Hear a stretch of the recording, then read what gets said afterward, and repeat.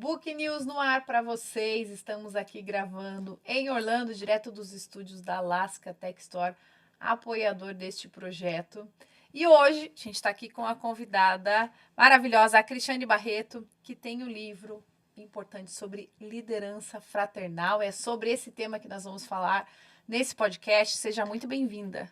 Muito obrigada, Gi, pelo convite. Obrigada a todos e espero que seja um momento de muita inspiração, que agregue valor para quem está nos assistindo. E quando a gente fala de liderança, como que a Cristiane Barreto entendeu que esse era o legado que ela queria deixar, ensinar para as pessoas, para as empresas, para as famílias também? Pois eu acho que é uma pergunta que remete, Gi, assim, à minha história, né? Eu sempre fui colocada desde cedo para trabalhar. Então, desde os 12 anos, nas férias, a gente trabalhava, eu e meus irmãos. Eu venho de uma família de empreendedores, avós, meu pai que teve varejo. Então, desde os 12 anos, nas nossas férias, ele tinha negócios na área de esporte, fardamento escolar, livrarias. Eram as nossas férias, mas era trabalho. E nós trabalhamos desde muito cedo e essas posições elas quase foram colocadas no nosso colo. Mas que bom que a gente, na verdade, foi conquistando aos poucos algumas posições de maior responsabilidade. Então, eu entendo liderança, e é o conceito que eu mais gosto de liderar, que é o de influenciar, né? Então, desde nova, eu sempre fui colocada em posições onde tinha equipes para liderar. Com 18 anos, eu assumi uma das lojas do grupo de empresas dele, do meu pai. Então, desde nova, essa posição ela foi me colocada de alguma forma. E é uma posição de muita responsabilidade. Quando a gente carrega o nome de filho de dono, então nem se fala, né?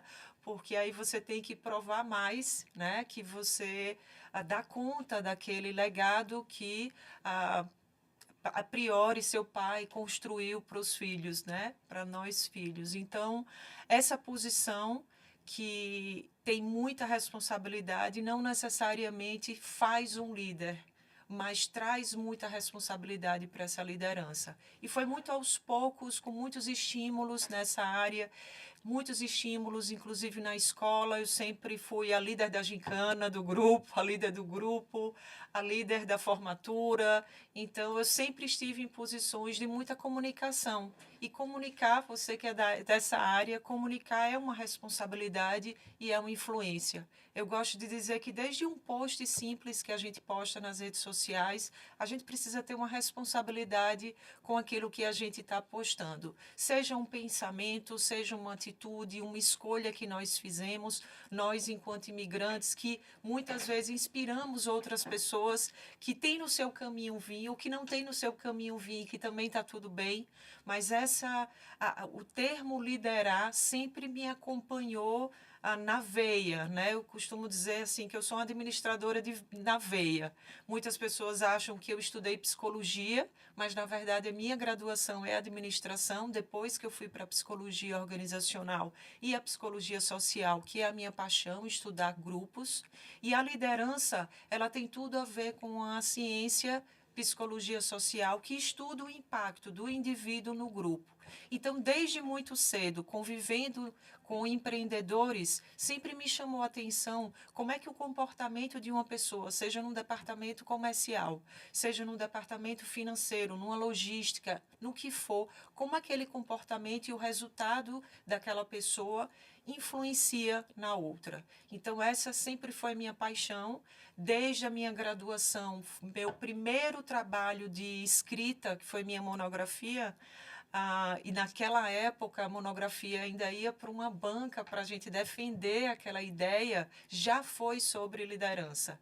E foi a partir desse trabalho de conclusão do curso da graduação de administração de empresas, onde eu me realizei, porque antes eu fiz direito, mas eu não me identificava. Foi a partir desse momento que outros convites também começaram a ser feitos. Então, eu fiz uma transição de carreira para consultoria empresarial por conta, inclusive, da minha escrita da monografia. essa monografia ela foi eleita uma das 15 melhores na época da universidade e ela foi para uma galeria ser exposta. Uau! E aí, dessa exposição, eu comecei a receber convites. Mas você imagine, a gente tinha um grupo de lojas no centro e nos shoppings da cidade, em Sergipe, e ir dar cursos ou ir dar uma palestra, que era o que eu fazia muito já na empresa, na nossa, era quase um flerte, né? Era diletantismo. Então, só que os convites começaram a aparecer de uma forma muito mais profissional. E aí eu comecei a entrar em conflito com a minha profissão enquanto comerciante e consegui identificar que a partir daqueles estudos de liderança eu não queria mais parar. E assim você foi construindo a sua carreira, entendendo que essa era a sua missão para o mundo. Que essa era a minha missão. E aí vieram especializações, né? Eu fui fazer gestão estratégica com foco no estudo e na pesquisa de liderança que eu queria aprofundar. Eu vim quase como um método andragógico, porque eu vivi a experiência e depois que eu me descobri como uma assídua leitora, uma paixão por livros, na verdade, começou a partir da minha graduação de administração. A minha mãe é pediatra e eu sempre achei o máximo a estante de livros dela. Então eu achava assim, pegava aqueles livros e disse, nossa, minha mãe é muito inteligente, é muito difícil esses livros. E ela tinha uma estante gigante, ela lia, né, muito e lia sobre outras coisas também. Eu disse, não, mas eu não puxei a minha mãe, eu puxei a meu pai, meu negócio é empresarial, é empreendedor. E tinha uma veia, sempre tive uma veia empreendedora muito forte, além da herança. Então, a gente organizava eventos na empresa, a gente teve a oportunidade, eu e meus irmãos, de circular várias áreas e ganhar essa experiência. E aí veio uma pós-graduação, veio outra pós-graduação, depois que eu comecei a querer entender mais o comportamento humano, que fosse além da gestão e da liderança. Então, como é que uma pessoa pensa? Foi aí que eu comecei a procurar especializações mais focadas em psicologia. Então, eu fui estudar psicologia de grupos, junguiana, e aí me apaixonei, né, por Jung, por todas as pesquisas e teorias dele. Fui estudar psicologia analítica, porque dentro da minha consultoria eu sempre interagi muito com o empreendedor, então o empreendedor ele tem uma mente diferente, ele pensa e tem uma personalidade diferente. Então eu fui estudar isso também, fui estudar como é que a ONU, que subsidia alguns formatos de empreendedorismo no Brasil, fui estudar a fundo como é que a ONU, inclusive, ela pesquisava sobre cultura organizacional, fui fazer essas certificações em cultura também, fui para a área de coaching também, né? Numa época ainda em 2004 que ninguém falava ainda muito de coaching, hoje infelizmente, a gente tem um viés um pouco banalizado sobre o assunto, Verdade. mas naquela época a gente estudava muito. Eu cheguei a fazer várias certificações com o americano, fiz uma certificação com o inglês, e aquilo eu comecei a ficar muito envolvida com esse tema. Até que chegou um momento que eu fiz a minha transição de carreira, foi muito difícil, né? Foi muita terapia, muito trabalho de autoconhecimento, e num mergulho mais profundo de autoconhecimento, eu vi que a minha área era comunicar, era falar. Né? Bom, eu tenho que estar falando, né? Se é meu propósito, se é meu karma, se é a minha paixão, se é tudo isso junto como eu acredito, eu acho que eu vim realmente para comunicar, mas para aquilo que eu não conseguia comunicar com algo que eu não tivesse consistência e estudo. Eu sempre tive um senso de responsabilidade muito nova, talvez por ter começado a trabalhar muito jovem. A gente sempre foi muito educado com simplicidade e com muita responsabilidade. Então, às vezes até séria demais para o meu tempo. Né? Então, eu lembro que com 15 anos eu gostava de me vestir como se fosse uma senhora. Olha só! E aí eu pegava as roupas de minha mãe, eu lembro eu brincando, né? E então sempre tive esse espírito de responsabilidade, mas ao mesmo tempo uma criança interior também que gosta de brincar, que é muito alegre. E minha família colocou muito a gente em posições de falar em público. Então, se tinha eventos da empresa, era a gente que comunicava. Treinada desde pequena. Desde pequena. Então, se eu nunca fiz um curso de oratória, né? Então, e tudo bem fazer, essa não é a questão, mas foi algo que a gente foi criado nesse modelo e, lógico, que tinha da minha personalidade, que se identificava com aquilo. Então, quando eu fiz a transição de carreira de empresária para consultoria, foi um processo muito bem pensado. Não foi algo que eu tinha planejado, mas quando eu decidi, eu planejei. Então, eu fiquei ainda quase 3 anos no período de transição com as lojas, ainda era gestora das lojas, e, ao mesmo tempo, eu já fazia minha carreira como consultora. Naquele momento, quando eu fiz a ruptura de fato, que eu disse, não, agora a dedicação exclusiva para a consultoria, eu decidi ensinar na universidade. Então, foi uma experiência muito boa para mim. Eu, com 27 anos, eu já era professora no curso de administração. Depois, eu fui ensinar em pós-graduação, em MBA, paralelo à consultoria. Até que chegou um momento que eu tive que fazer uma nova escolha também, né? E isso tem tudo a ver com a liderança, né? Porque o professor é um líder em sala de aula, então sempre ocupando esses espaços. Na universidade, eu realizei muitos eventos enquanto coordenadora de eventos que eu gostava de trazer muita novidade. Mas o mundo acadêmico, chegou um momento que eu não conseguia dar conta das duas coisas. Eu também fui mãe muito jovem. E naquele momento eu não conseguia ser mãe, ser consultora e ser professora todos os dias na universidade. Eu tive que fazer uma escolha e aí essas reflexões foi um outro momento de ruptura na minha carreira, uma decisão muito difícil porque eu me sinto professora de alma, eu adoro ensinar. Seria uma carreira que eu acredito que eu também seria feliz se eu fosse só dedicação exclusiva na universidade, mas eu não conseguia fazer as duas coisas ao mesmo tempo e numa época onde a universidade queria professores com exclusividade. E aí eu realmente fiz a escolha de seguir a minha carreira organizacional, que era mais desafiante no sentido de não tinha muita segurança e estabilidade. Eu sou sergipana, numa capital como Aracaju, a menor do país. Então, existia das pessoas que se preocupavam comigo uma preocupação muito grande. Né? Nossa, mas você vai fazer consultoria empresarial em Sergipe, não é um polo industrial, não é isso, não é aquilo.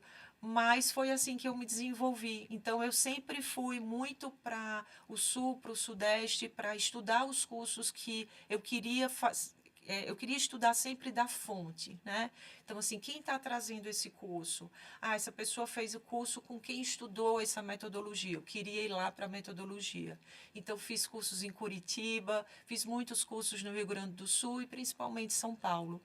Então, eu sempre fui aquela que fui fazer os cursos, mas eu voltava para o meu porto seguro, as minhas raízes, que era Aracaju. E aí eu fui, de fato, minha consultoria foi se desenvolvendo. Naquele momento, eu fui convidada para ser comentarista no Bom Dia Sergipe, que é a afiliada Globo de Aracaju.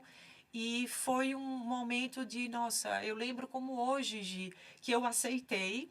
E quando eu cheguei em casa, eu comecei a chorar. Eu falei assim, não, você é louca, porque você aceitou, você não é jornalista, você não trabalha com comunicação, né, em televisiva, nem em rádio, nem nada. Mas eu já ia muitas vezes dar entrevista. Então, era um ambiente como eu me sentia em casa, como eu me sinto quando vou dar uma palestra para as pessoas. Aquele momento eu estou muito em casa. Às vezes eu estou muito mais em casa do que visitar alguém e ir para um evento social, por exemplo, onde eu não conheça muitas pessoas. Geralmente, minha personalidade fica mais introspectiva. Uhum. Mas, quando eu estou na posição de liderança, tanto que eu não paro de falar até agora, né? Eu estou muito bem, né? Quando eu estou comunicando algo, quando eu estou compartilhando. Então, assim, acabou sendo a minha história. Eu saí da universidade e eu vou chegar aqui no livro. Quando eu saí da universidade, eu me candidatei para um doutorado. E naquela época as pessoas perguntavam assim, nossa, mas quem vai para um doutorado e um mestrado é porque vai seguir uma carreira, né, acadêmica. Seria o pensamento linear. Mas meu pensamento, tudo que ele não é linear. Eu sou aquela pessoa muito flexível. Então, se diz assim, vamos para a fazenda amanhã, e você me liga 15 minutos antes, diz assim, mas surgiu uma praia que é super interessante, vamos, tô topando, né? Sou sagitariana também de alma, adoro conhecer coisas novas, culturas novas. E aí eu falei, nossa, eu tinha já a intuição de escrever um livro. Eu sentia que eu tinha esse compromisso em escrever um livro, mas não era algo que estava no meu radar ou no meu planejamento, que eu tinha pressa, não. Mas eu falei, bom, se eu vou escrever um livro e eu sinto que isso vai acabar acontecendo, diante da minha monografia, diante dos outros cursos que eu fiz e que também escrevi um trabalho de conclusão e que foi muito elogiado, disse, nossa, talvez isso aqui está sendo uma preparação para chegar ao livro. E só que eu me conheço também como estudante. Eu adoro sala de aula, adoro estar em sala de aula para estudar, eu adoro ser alimentada por professores e professoras. Eu sou aquela que começou o curso, eu já estou com um caderninho novo, né? Uma caneta, um marca-texto, um lápis, porque eu quero anotar tudo, eu adoro aprender. Então, naquele momento, eu disse assim, não, eu preciso de uma estrutura para fazer meu curso, vou buscar um mestrado. E aí busquei um mestrado e na época não tinha em psicologia social. Eu queria fazer em Buenos Aires, porque lá era referência em psicologia social. E eu sempre pensava, eu vou estar mergulhada em outra cultura, numa cultura que é referência nessa área. Então, vai ser rico para mim em várias coisas. E aí, lógico, o meu lado de gostar de viajar entrou e tudo mais. Foi quando eu não achei um mestrado e me candidatei direto ao doutorado. Né? As pessoas disseram, não, primeiro mestrado, depois o doutorado, depois o pós-doutorado. Eu falei, bom, não tenho o mestrado que eu quero e eu não vou fazer para cumprir tabela. Eu vou me inscrever se eu passar, né? E aí, para nossa surpresa, assim, quem estava mais próximo de mim, eu já passei direto para o doutorado e está tudo bem, eu não estava preocupada com o título do doutorado, eu estava preocupada em estudar e ter bons professores nessa área. Bom, quando eu entrei no doutorado em psicologia social, foi muito claro para mim que era sobre liderança. Isso sempre estava no meu radar. Por que fraterno? Né? Por que eu fui estudar o arquétipo do fraterno? Porque uma das especializações que eu fiz foi em Jung, e eu fiz, né? Eu não sei até hoje como eu fiz, mas eu fiz doutorado e pós-graduação em Jung ao mesmo tempo. Uau! Eu morava em Aracaju, eu fiz o doutorado em Buenos Aires e eu fiz a pós-graduação em Jungiana presencial em Salvador. Então, na época, eu disse assim, não, eu vou entrar nos dois. Minha intuição, né? Eu sempre fui muito intuitiva. A minha intuição é entrar nos dois. Se não der certo, eu paro a pós-graduação e depois eu volto. E aí, eu não entrei na pós-graduação de Jung por acaso, né? O meu líder espiritual, Benjamin Teixeira de Aguiar, que eu já estou na escola, né? A gente chama escola, templo, universidade, onde a gente estuda muitas coisas. Um dos vieses da espiritualidade é com base nos estudos de Jung. Então, quando ele trazia, dentre outras coisas, o pensamento junguiano, aquilo fazia muito sentido para mim. Então, em 2012, quando eu vim a primeira vez na época era Instituto Salto Quântico, hoje é Sociedade Maria Cristo, ele me convidou para palestrar no evento dele na ONU. Então, eu palestrei na ONU 2 vezes no evento dele, e a minha primeira palestra eu já fui falar sobre liderança e fraternidade. Isso foi fruto de ouvi-lo falando sobre o arquétipo do fraterno. Então, numa das palestras, ele falava que as lideranças do futuro, o arquétipo do fraterno seria mais importante do que o arquétipo do governador. E arquétipo tem polo positivo e negativo. É um padrão comportamental que independe de onde a gente vai no mundo, a gente vai encontrar. Então, eu não conhecia Gisele, mas ela é mãe, eu sei que ela é mãe de um adolescente. O meu filho já é adulto com 27 anos, a gente nunca disse que é adulto, né? Mas tudo bem, né? Se eu for conversar aqui com o Gi e a gente compartilhar alguns sentimentos de mãe, que é o arquétipo da maternidade e do materno, a gente vai se identificar, a gente vai chorar junta, talvez, a gente vai rir junta, a gente vai rir da gente, a gente vai rir das situações, a gente vai se emocionar, porque é um sentimento só, quando a gente está falando do materno. A mesma coisa da fraternidade. Então, quando o Benjamin falou aquilo na palestra, eu nunca esqueço, porque foi aqui nos Estados Unidos, em Connecticut, em Bethel, que essa palestra aconteceu, aquilo deu um clique assim na minha mente, no meu coração, deu um insight, e eu falei assim, eu vou fazer uma pergunta para ele sobre isso. Eu pedi para ele falar mais sobre isso, e ele recebe perguntas durante a palestra, e aí ele respondeu. Quando ele respondeu, eu disse, eu já sei o que é que eu vou escrever no doutorado. E aí eu fui estudar o arquétipo do fraterno e eu defendi na minha tese do doutorado que o arquétipo do fraterno era o arquétipo essencial para o século XXI. Por que metaconsciência? Porque eu venho da administração e na administração, como eu falei, fui professora no curso de administração e uma das várias disciplinas que eu ministrei foi a teoria geral da administração. E olha que eu sempre fui sou uma pessoa muito pragmática. Mas eu adorava ensinar a teoria geral da administração. Eu brincava com o coordenador da universidade. Falei, hoje eu vou trazer umas coisas diferentes. Aqui no conteúdo está dizendo isso, mas eu estou vendo que na HSM, na Harvard Business Review, estão saindo outras coisas e eu vou estudar e vou trazer isso para os alunos. E aí eu comecei a me interessar muito para estudar mais a fundo ainda, desde a era agrícola até a era do conhecimento como a gente conhecia. A era agrícola, a era industrial, a era do conhecimento cunhada por Peter Drucker. E aí eu sentia falta, a gente já ouvia muito falar dentro das aulas de Benjamin sobre a era da consciência. Então, assim, a gente está em uma outra era, mas a gente está adentrando essa era. É como se a gente estivesse engateando. E eu sempre fui muito alinhada a falar sobre vanguarda, né? Então, quando a gente está na vanguarda, entende quem não está, mas quem não está nem sempre entende quem está na vanguarda para algum assunto, porque nunca a gente está somente numa posição dessa, né? Uhum. E aí eu disse, nossa, isso para mim é inédito, isso para mim é vanguarda. Eu quero falar sobre o futuro. Não importa que as pessoas não compreendam agora, mas no futuro elas vão entender. Eu quero estudar sobre isso e as próximas gerações vão estudar sobre isso. E aí eu fui estudar a fundo e a mestra de Benjamin, Eugênia Aspásia, fala sobre a era da metaconsciência. E aquilo eu achei, nossa, o que é isso? Né? Vou estudar sobre isso. E aí eu fui no site de Benjamin, que tem várias psicografias, psicofonias. Lá tinha sobre a era da metaconsciência, que foi a minha fonte, foi onde eu conheci. E eu associei isso nossa, então se depois da era do conhecimento, a gente vai para essa era da consciência.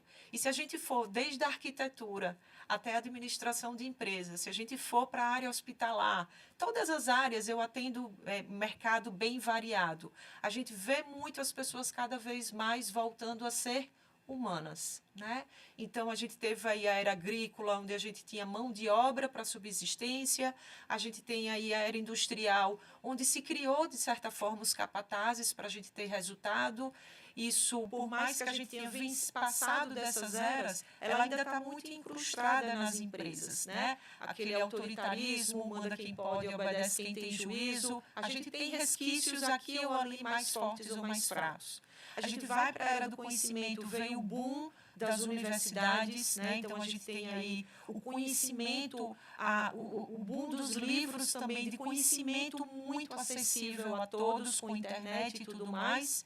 Bom, e aí o que é que vem depois, né? E aí foi quando eu entrei em contato com esse material da metaconsciência, eu falei, eu quero falar sobre isso. Esse líder fraterno, ele é para a era da metaconsciência. Tanto que algumas pessoas dizem assim, às vezes, Cris, não é muito utópico isso, não é? Será que isso é realizável? Não é muito romântico, né? Então, o arquétipo do fraterno no lado positivo, ele precisa ser o nosso referencial. E quando uma pessoa, um líder ou um grupo está no arquétipo do fraterno no positivo, está naquele arquétipo de senso de igualdade. Não importa a hierarquia é funcional, é para uma questão organizacional, para a gente entender quem se responsabiliza pelo quê e por qual grupo. Mas, na verdade, o senso de igualdade precisa estar ali. Esse senso de igualdade é um senso de humanidade, é um senso de que somos iguais. Por mais que a gente venha de uma cultura que queira nos diferenciar pela cor, pela orientação sexual, pelo status, pelos dólares ou reais que temos. Na verdade, todos somos iguais e vamos sofrer, várias situações comuns ao ser humano, assim como alegrias também. Então, quando eu fui estudar essa liderança, esse arquétipo da fraternidade e a era da metaconsciência, e eu vi que a sombra psicológica do fraterno era o rival, era a competição, eu falei, nossa, é isso, eu quero estudar a cooperação versus competição.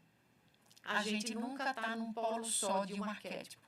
A gente visita aqui ou ali, mas é como se dentro de nós tem o bem, a potencialidade de fazermos o bem ou o mal. E a gente tem que se vigiar constantemente para escolher o caminho do bem. Uau, uma aula aqui, que alegria te ouvir, é tão bom.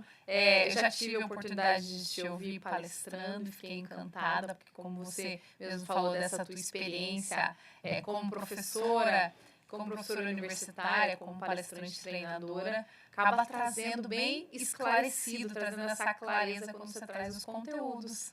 E assim você conseguiu compilar alguns dos conteúdos dentro do livro. Hoje você tem o livro em 3 línguas. Isso. O livro está em português, em inglês e espanhol. Em inglês e espanhol, graças a vocês da SUARD. Então, é uma alegria muito grande ter esse livro nas 3 línguas.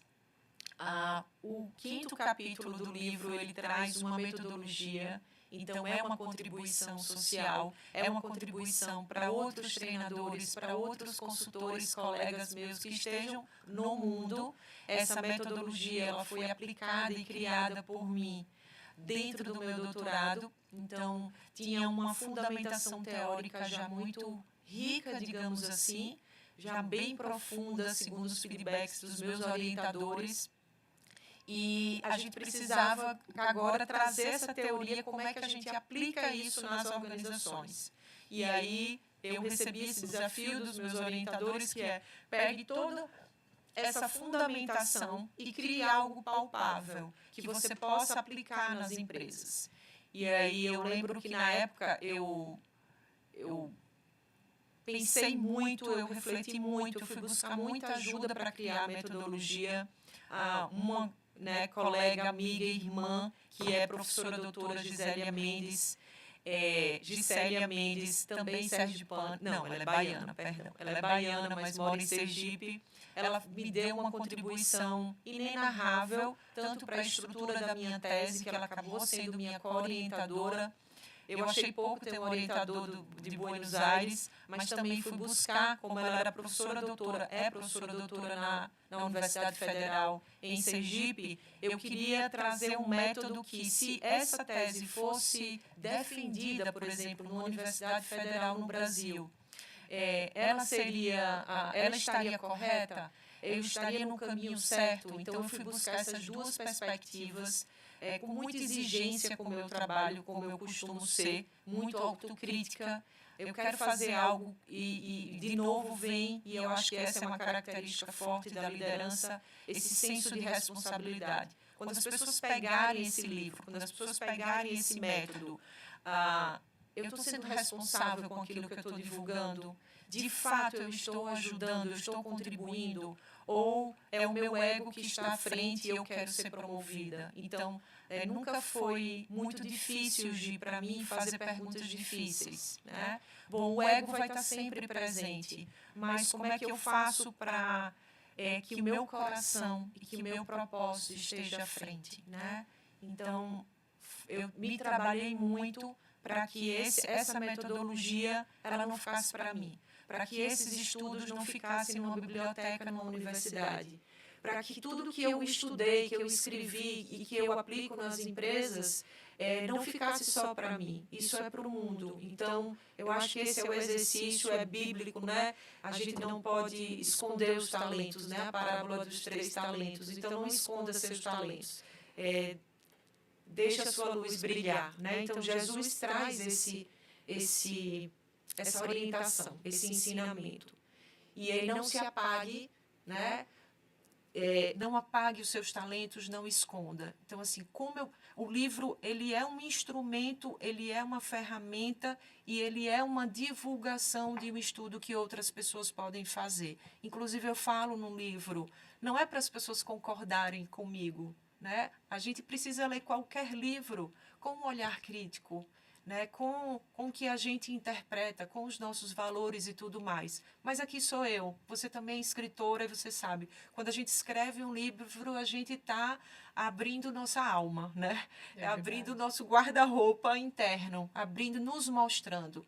E eu queria me mostrar de uma forma responsável. Então, essa metodologia foi criada, ela foi aprovada pelos meus orientadores, especialmente por Gisélia, que é professora, como eu falei, doutora, mas também ela participa de várias bancas de doutorado e de mestrado, e eu a conheço profundamente, sabia que ela ia ser bem crítica, que se não fosse bom ela ia riscar, ia dizer faça de novo, como algumas vezes ela fez, você tem potencial para fazer melhor isso daqui.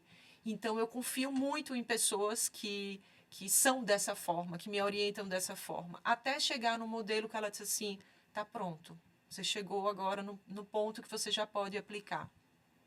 E aí eu apliquei numa empresa de quase 4.000 funcionários, eu apliquei essa pesquisa em todas as hierarquias que tinha de liderança, desde o conselho de presidência até a menor camada, menor nível de liderança dessa organização, que na época, salvo engano, eram 4 ou 5, não recordo agora, mas acho que eram 4 níveis hierárquicos, além de todas as outras pessoas. Então, essa metodologia ela foi criada, ela foi implementada e ela foi validada.